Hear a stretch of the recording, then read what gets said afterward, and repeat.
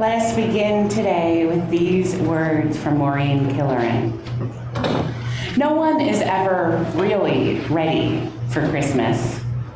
If we were really all prepared, if every gift we had contemplated had been obtained, if every present was beautifully beribboned, if all of the goodies our friends deserve were baked and cooled and stored just so, if each and every person we love was gathered for our celebration, if we never snapped at someone we care about, nor stopped short of being all that we could be, if our minds were 100% loving and our hearts were 100% generous, they truly would be ready.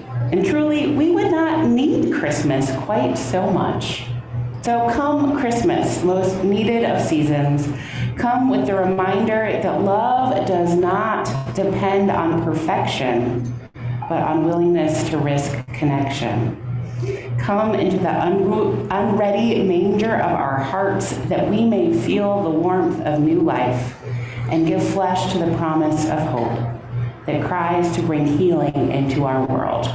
Come Christmas, come love, come hope, be born in our unready hearts. Come, let us gather. Come, let us worship together.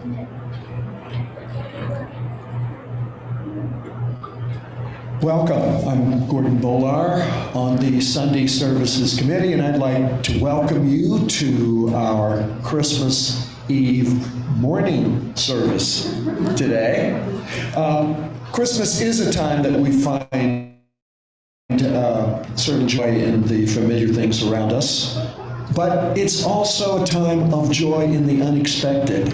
That may be that present that you open or give, and the spirit behind all of the tinsel and the wrapping paper and the ribbons that are on it. It might be, like I experienced, 3 deer in your front yard when you walk out of your house, you're staring right at them. Or the snow dump off of a bough right down your neck when you go out to feed the birds. Or the intensity of those lights on the darkest evening of the year. The red, the blue, the orange, the white, the green, the Christmas lights. So we ask you today to open yourself to the unexpected, because it's really imprinted right into our service. There's a bit of randomness in the way that the service will be done today. We'll learn more about that in a minute. But in this time of the Nativity, those gifts, open yourself, please, to the joy of love, and peace, and hope, and light.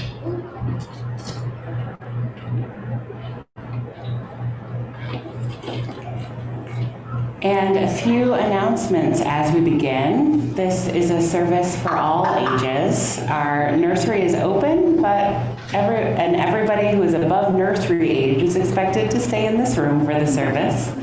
If you're someone who listens better when your hands are busy, there's a coloring table in the back and coloring pages and fidgets near the back of the commons. All of us, that is for all ages. So if that is something that works for you, please grab what you need. We are having another Christmas Eve service today at 5 p.m. So if you want to double up, you're invited to do that. Our second service will be kind of a more peaceful, contemplative sort of mood. So depending on what you need from this day, you are welcome to come back. Also, it's good to know that our church office is closed this week, so please don't expect to hear from People's Church staff until January. If you are experiencing an emergency and need your minister, please call or text me. I'm always here for that. Next Sunday is one of my favorite Sundays of the year. We mark the turning of the calendar with our fire service, where we get to write down what we don't want to carry with us into the new year and burn it in spectacular fashion. So please come. It's very fun. And today we're doing something unusual. So most of the parts of today's service are written on cards and wrapped up in these presents under the Christmas tree. And so the order that we do everything between now and the closing words will be determined by what present gets unwrapped in that order. So thank you to our musicians and to our AV team for being willing to put up with this slight headache. And it will be lovely. So we'll have some words, some singing, some music, all kinds of good things. And Gordon and I will be telling you a bit more about all of the music that we're going to hear today. With Christmas carols, as you'll learn, many of these songs are very old and have been written and rewritten over hundreds of years. And I invite you today to sing whatever words are in your heart. They might not totally match the words on our screen or the words your neighbor is singing. They might not totally match what you believe, and that's fine, right? Sing the words that bring you the most joy. Maybe you'll even make up some of your own today, and that's fine too. We know that the choirs of angels won't mind our joyful cacophony today. Okay, so who would like to open a present today? Oh, I see you back there. Come on up, take a present from under the tree. Let's see what's gonna happen.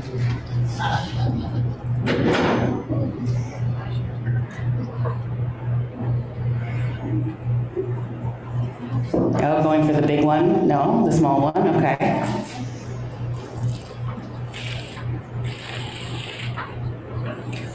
It says socks, but it is not socks. What does it say in there? So it's "O Come All Ye Faithful" by the Ringers. That's our bells. First, the introduction to "O Come All Ye Faithful." We're going to learn a little bit more about the songs that we're singing today. In the middle of the 18th century, it was not safe to practice the Catholic faith in England. Catholics were jailed and Catholic churches were burned. Many English Catholics fled their country and moved to France, where they were safer. With all this disruption, many church records and church practices were lost. An English priest living in France named John Wade was given the job of trying to preserve as much of the traditional English Catholic Church music as he could. He wrote down the old songs and sent them to other churches where they were sung. He also wrote songs of his own, including "O Come All Ye Faithful," which was originally written in Latin, in the language of Catholic services at the time. It was published in 1750 and translated into English about 100 years later.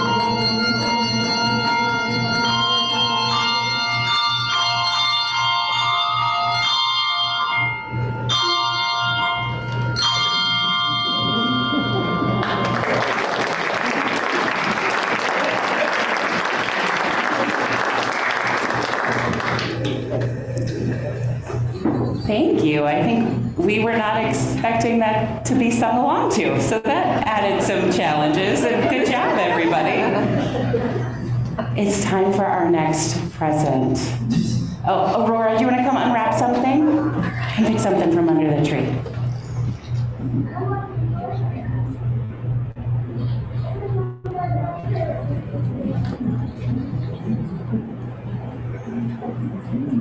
I love that. Oh, okay, grab it. I'll keep everything that falls. It's okay, nothing's breakable. Okay.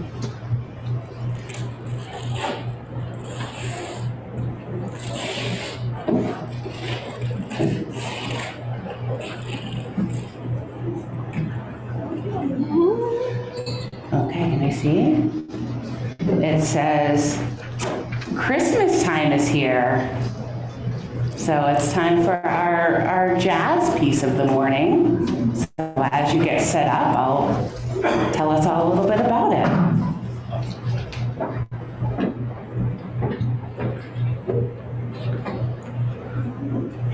Jazz pianist Vince Guaraldi always wanted to write a Christmas standard, and he did. Vince was a working, successful jazz musician in the early 1960s. He had a few minor hits and got some play on the radio. Meanwhile, TV producer Lee Mendelson was trying to make a documentary about the Peanuts comic strip featuring Charlie Brown and friends, and he was trying to find someone to provide the music. One day, he was driving across the Golden Gate Bridge in San Francisco, and one of Vince Guaraldi's songs came on the radio. This was the music he wanted for the documentary. So Lee contacted Vince, and Vince started working on some music. That documentary was never actually made, but the partnership between Vince and Peanuts continued. He provided the soundtrack to the TV special A Charlie Brown Christmas, which first aired in 1965, and for 15 more Charlie Brown TV specials. The song has become a Christmas classic, and generations of children have been introduced to jazz through this soundtrack.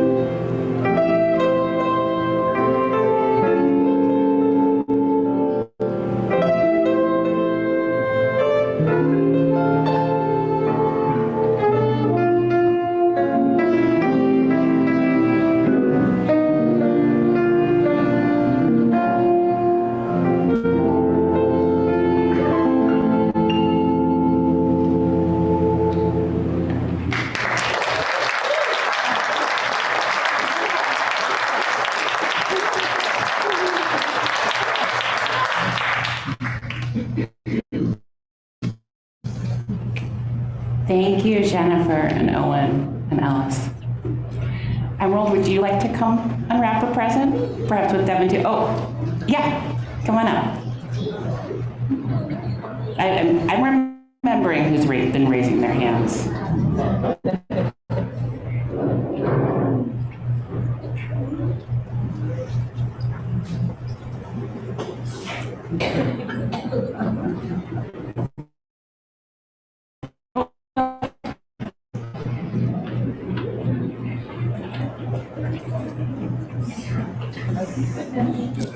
Can you pick something from the tree to open up?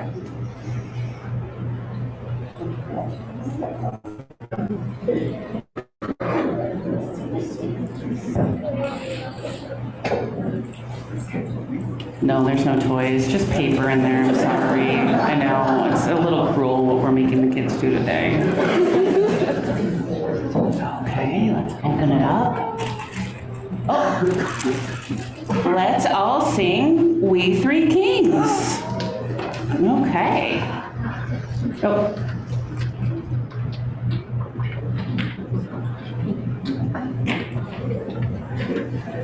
Oh, I'm going to talk for a little minute, because the thing about We Three Kings is that they definitely weren't kings, and there might not have been three of them. So the we is true, but the rest is all speculation. If you look at the Gospel of Matthew, which is the only story of Jesus' birth that includes these visitors from the East, they are called magi, which means astrologers. They were men who studied the stars to better understand life on Earth. And the Bible doesn't say how many of them there were. There were three gifts. And so in Western Christian churches, people have decided over time that that meant there were three kings. In the Syrian and Armenian Orthodox churches, the tradition is that there were 12 magi who came all together, which makes sense because gold and frankincense and myrrh are all pretty expensive, so you probably want to go in on a group gift if that's what you're giving, I think. We Three Kings was written by white American clergyman John Henry Hopkins in 1857.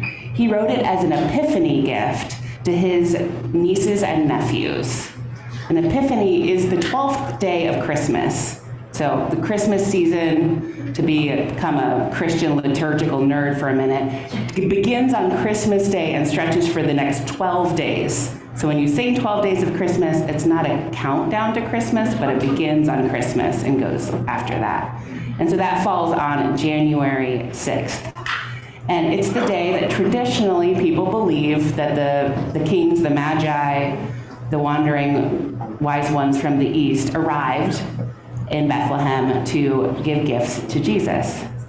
And in many cultures, including 19th century America, Epiphany was the time that you would give the Christmas time gifts, echoing what the Magi did.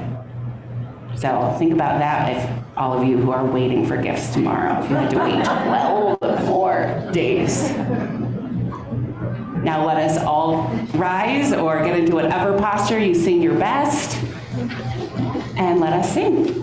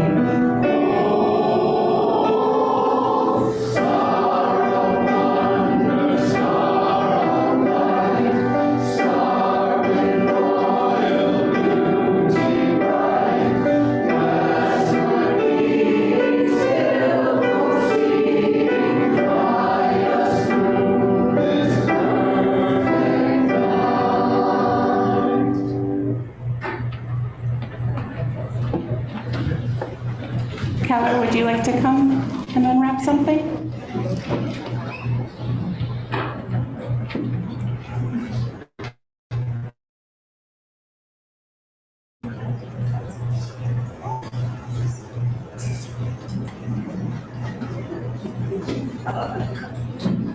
Nice. Okay. Oh, okay. You got the big one. So offering, offertory, and giving thanks words. Thank you. You can just, move it away from the tree, I guess, so we don't get confused later.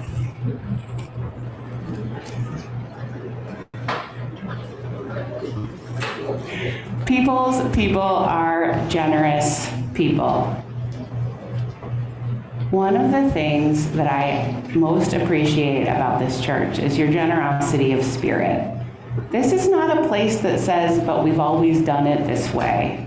Very often, I think the major exception is on Christmas Eve night, you have to end with peace, peace. I was told that multiple times when you were interviewing me, that was non-negotiable. But everything else, we try new things, we are flexible, we welcome new people in and know that we can hold on to traditions and incorporate new ways of being and try to find new sources of joy and merriment in the old words and the old ways. So this is the moment where I invite you to continue to be the generous people that you are and support the good and important work of People's Church. The offering will now be received.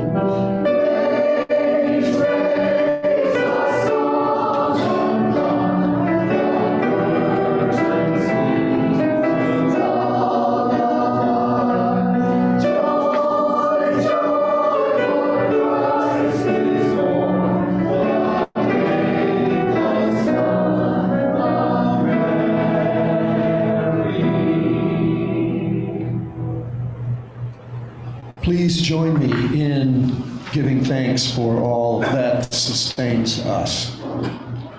From the countless gifts we have each been given, gifts of life, and love, and sustenance, we bring these small portions to share in the works of love, which none of us can accomplish alone.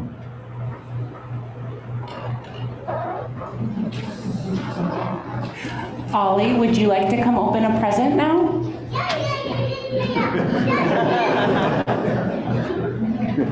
Come on. I know, it's not a toy though, okay? Okay. Over here. Just pick one, okay? What do you think? What looks good? That one? Okay. Can you unwrap it for us? Okay. I'm here to help if you need the help, but and your mom too, but you got it.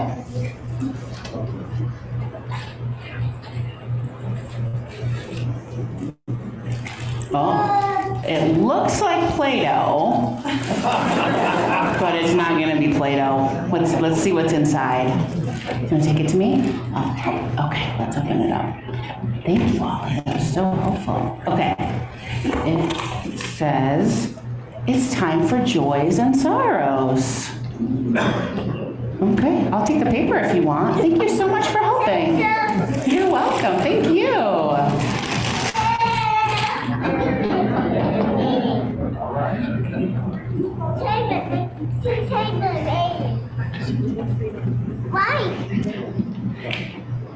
People's Church is a community that supports one another in good times and in hard times.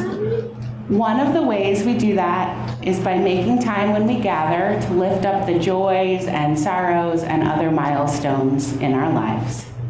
So if you are with us on Zoom tomorrow, or today, I invite you to type what you wish to share into the chat box. If you're here with us in person, I invite you to come forward, place a stone in our bowl of water, speak briefly, and please share your name. And now I place a few more stones for all of the joys and sorrows we are holding quietly in our hearts today, the joy and sorrow in our wider community and in our wider world.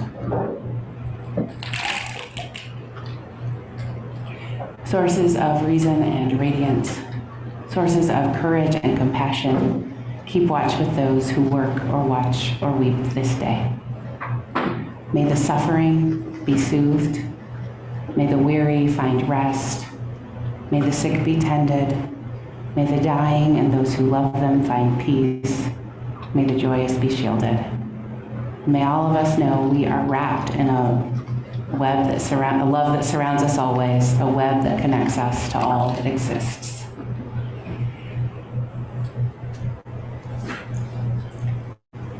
Now, who would like to unwrap a present? Oh, Rachel, it looks like you're gesturing for somebody. Oh, okay, come on up. Penelope, I think. It's hard to tell with all those tall, big kids right in front of you. And it's good to have so many tall, big kids here today. Okay, what do you think?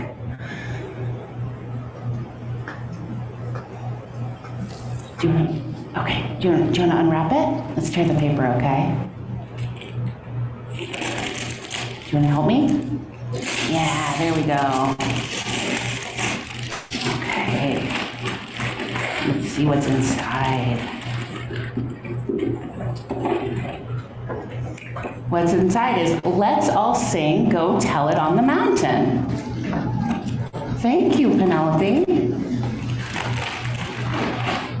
Before we do, we'll hear a little bit about this song.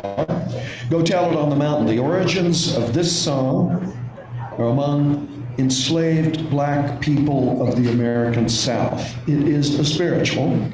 We don't know the original creator of this song, but we know it was passed down in people's voices and memories long before it was written down. In the years after the Civil War and emancipation, one family worked especially hard to preserve the songs of formerly enslaved.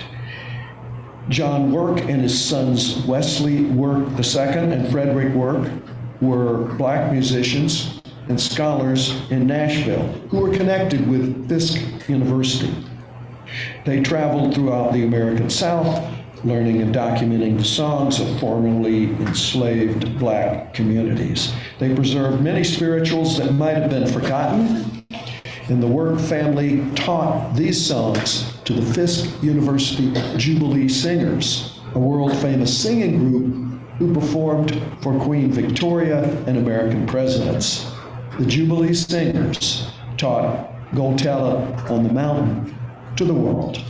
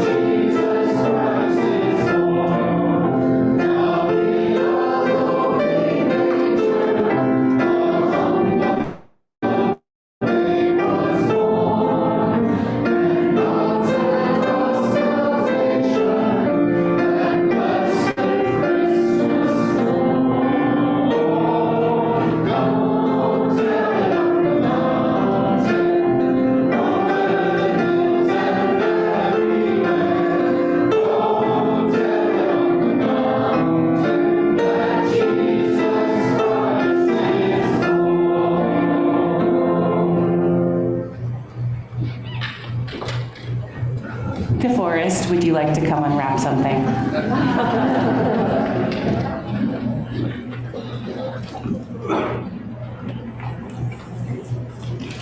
Okay, let's let him in.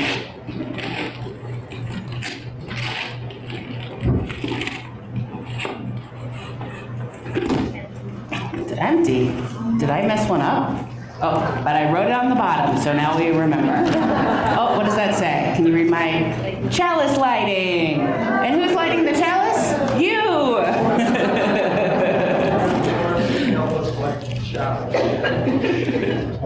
And if you are lighting a chalice from home, you're encouraged to type in the chat box, a chalice is lit or lighted in your neighborhood, city, or street. So our chalice lighting today is by Dan Lonberg, entitled Fellow Sojourners. We gather together on this Christmas Eve as fellow sojourners, looking for light, for hope, for peace, and for love. We gather as people from many backgrounds, many faiths, many cultures, and many spiritual paths. But as we light this chalice, we gather as one body, looking to the Nativity for its message to all of humanity. And its message is that there is light, there is hope, there is peace, there is love.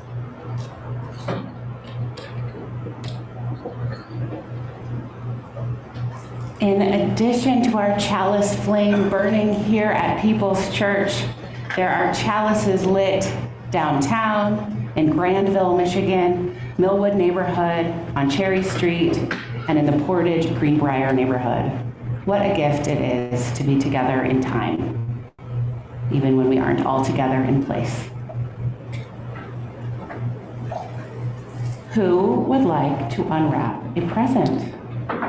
Oh, Reed, come on up.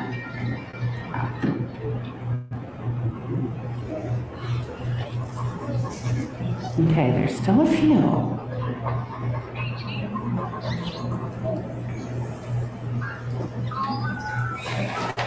Like the look of that one, okay.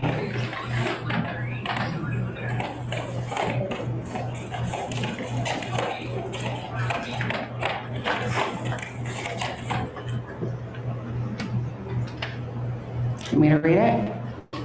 It says, "Let's all sing, O little town of Bethlehem."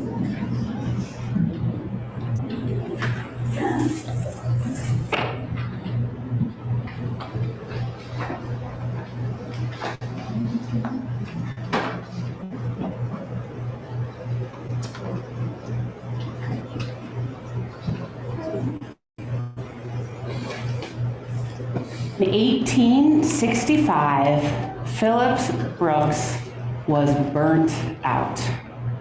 This white Episcopal priest had led his large Philadelphia church through the Civil War. Nearly everyone in the congregation had a family member who died in the war, and everyone was grieving. And then President Lincoln was assassinated, and Phillips led Lincoln's funeral and delivered his eulogy. He now felt hopeless and exhausted and struggled to have faith in a world that had much heartbreak in it. His congregation gave him a sabbatical, and he traveled to the land where Jesus lived.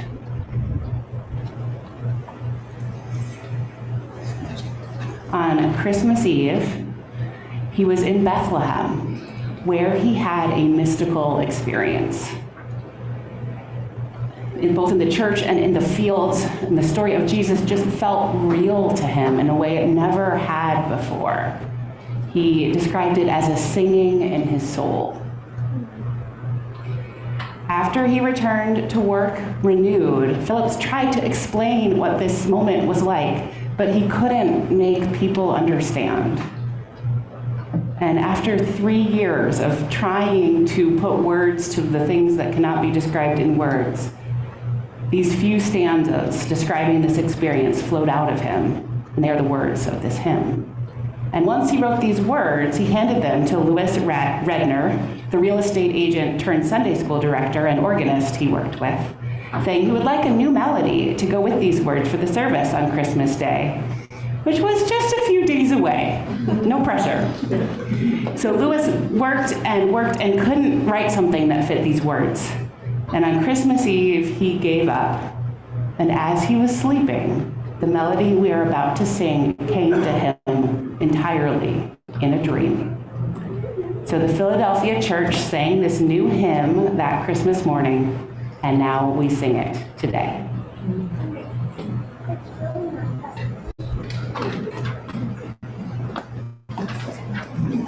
Yep, please rise and when you're able.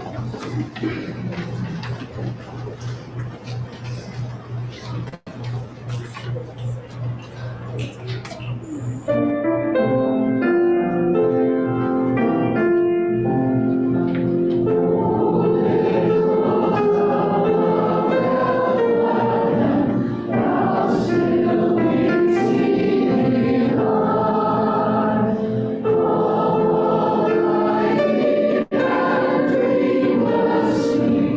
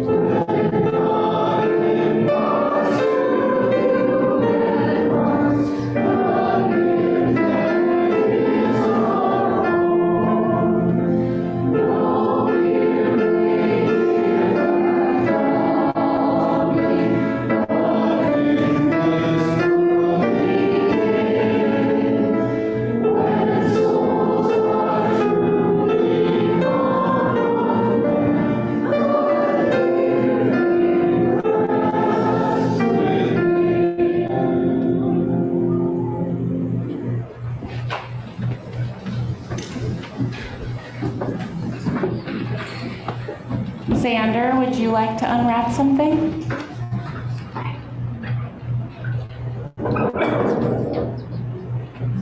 I wasn't sure we would have so many kids grown up, so I'm sorry that you guys don't get a turn, but hopefully you have something to unwrap very soon.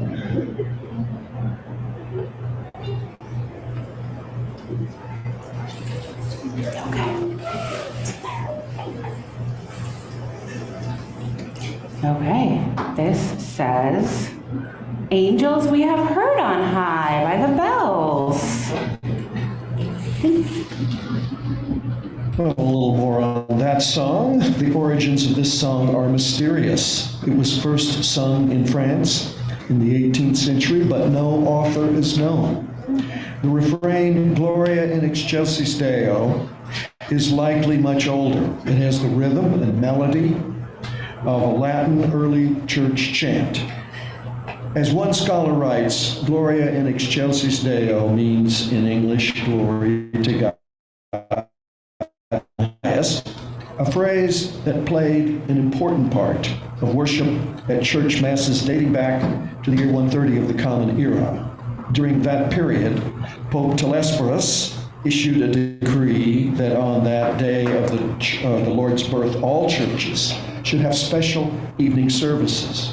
He also ordered that at these masses, after the reading of certain scripture or the conclusion of specific prayers, the congregation should always sing the words, Gloria in excelsis Deo. Could that part of the hymn date back to that practice nearly 1900 years ago? We can't know for sure.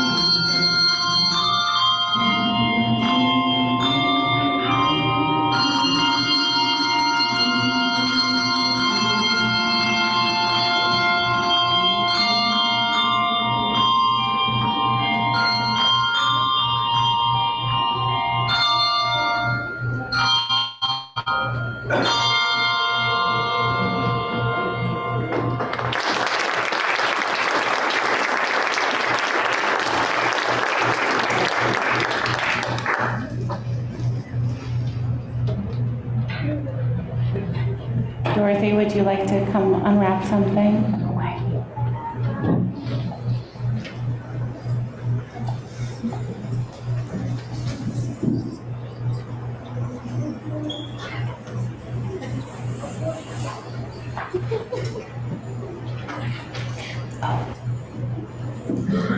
This says spoken meditation. I'm going to go do that. Thanks so much, sweetheart.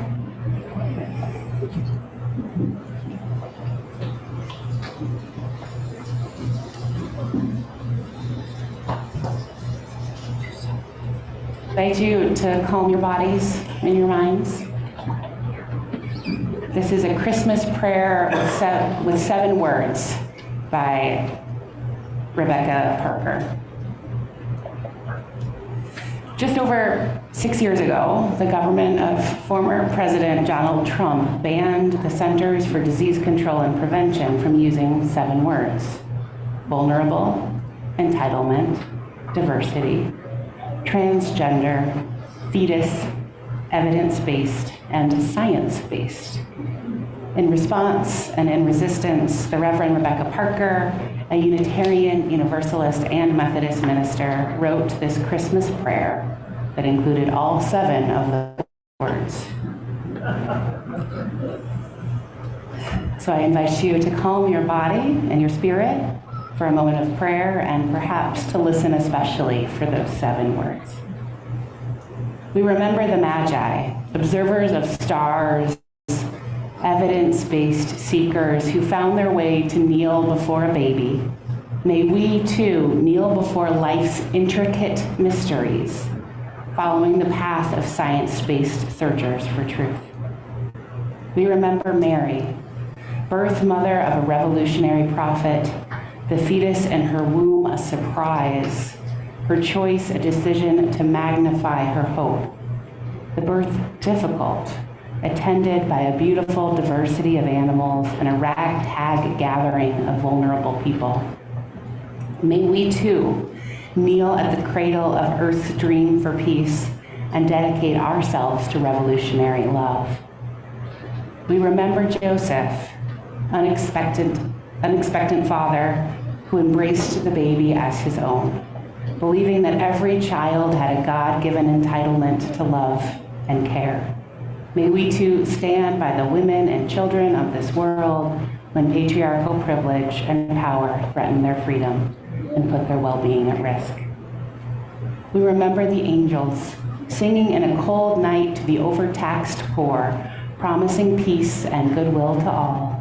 May we echo their song in acts of solidarity and justice for all souls, refugee souls, disabled souls, Black souls, young souls, transgender souls.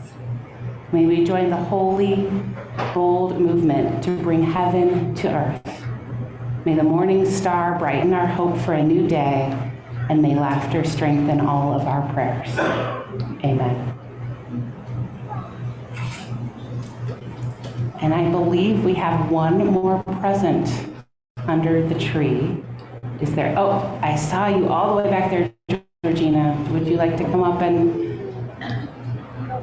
unwrap it for us?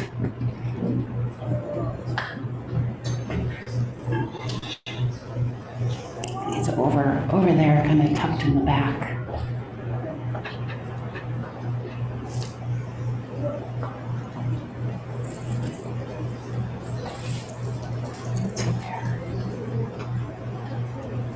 Let's all sing Joy to the World. Thank you. I know, it's only supposed to be one option there.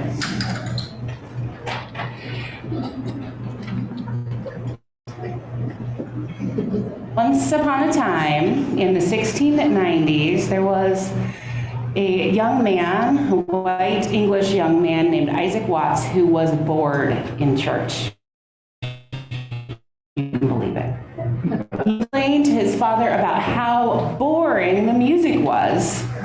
And his father, like so many parents before and after him, said, "Do you think you could do better?"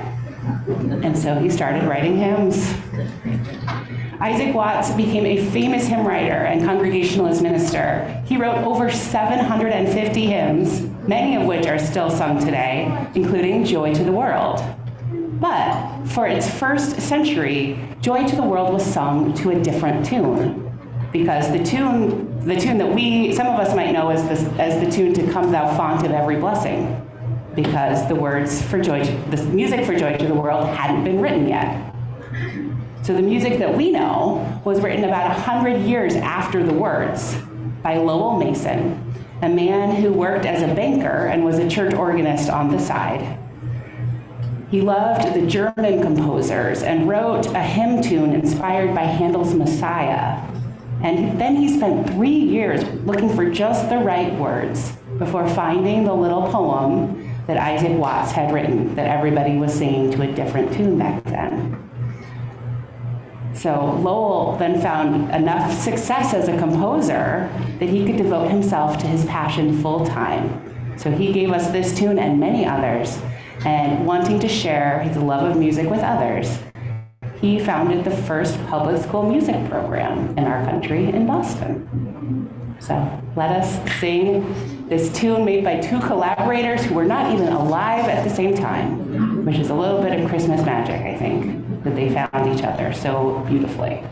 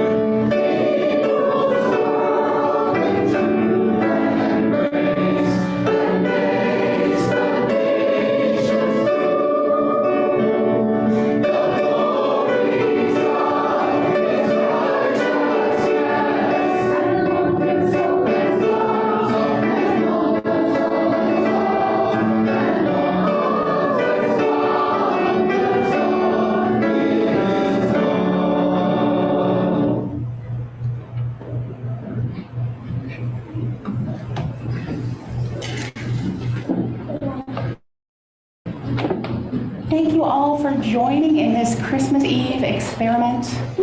Thank you all for the music. And as we go out, may we know a little bit more about the words that we hear, the words that we sing.